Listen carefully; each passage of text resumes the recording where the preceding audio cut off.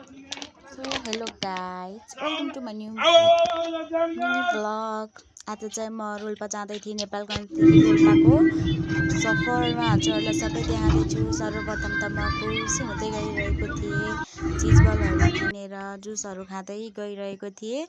लास्टमा ट्विस्ट छ ल, लास्टसम्म हेर्नु होला। ल लाइक कमेन्ट सब्सक्राइब अगाडि नै गरिदिनु होला। अनि मैले चाहिँ वरिपरि देखाएँ बसको, अनि पानी परिरहेको थियो, त्यही भएर धेरै मान्छे चाहिँ थिएनन् बसमा। त्यही पनि म खुसी हुँदै जान लागेको थिएँ। अनि त्यतिकैमा एउटा आन्टी आएर बस्दै थिइन्। त्यो भिडियो चाहिँ मैले क्लिप गर्न सकेन ल।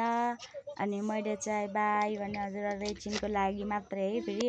अनि साँझको मैले सोल्टी होटलको पुरै भ्यू देखाइरहेको थिएँ। अनि त्यो भिडियो मात्र के वेस्ट जान दिनु भनेर मैले त्यो पनि देखाइदिएँ, त्यसको भ्यू पनि देखाइदिएँ। अनि लास्टमा स्विट बनाउँछु भनेको त्यो स्विट नै भएन। त्यसैले म चाहिँ अब जस्तो थियो त्यत्तिकै नै देखाएर छोडिदिएँ मैले चाहिँ। सोल्टी होटलको भ्यू पनि हेर्नु न हजुरहरू भनेर।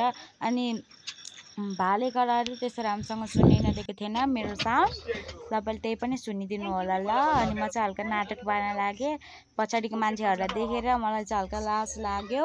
अनि मैले चाहिँ आफ्नो इयरिङ अनि आफ्नो फुली अनि आफ्नो काँटाहरू देखाउँदै थिएँ। अनि म चाहिँ बसमा झ्याप्प झ्याप्प भइदिएको अनि हल्का नाटक पारेर त्यो भिडियो पनि बनाइदिएको थिएँ। हजुरहरूलाई हेर्न चाहनुहुन्छ भने हेर्नु होला ल।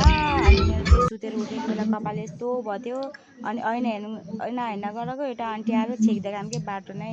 अनि त्यसपछि त्यही पनि छुट्टै आफूले मात्र अलिअलि नाटक पारेँ। अनि फेरि मोमो खाने ठाउँमा गएर बसेको, मोमो नै नआएर यत्रो बेर भयो थियो गाडी छुटेर जाला भन्ने डरले। त्यही पनि आफूलाई शान्त पारेर भिडियो बनाउँदै बसिरहेको थिएँ म चाहिँ। अनि भिडियो बनाएँ, यताउति गरेँ, हल्का नाटक देखाएँ। अनि म चाहिँ हिन्दू हो तर त्यही पनि बुद्धको माला लगाएको थिएँ, त्यही देखाइरहेको थिएँ। अनि ठ्याक्क मेरो मोमो पनि आयो र मोमो आएकोमा हल्का नाटक गर्ने भनेको थिएँ। बाई।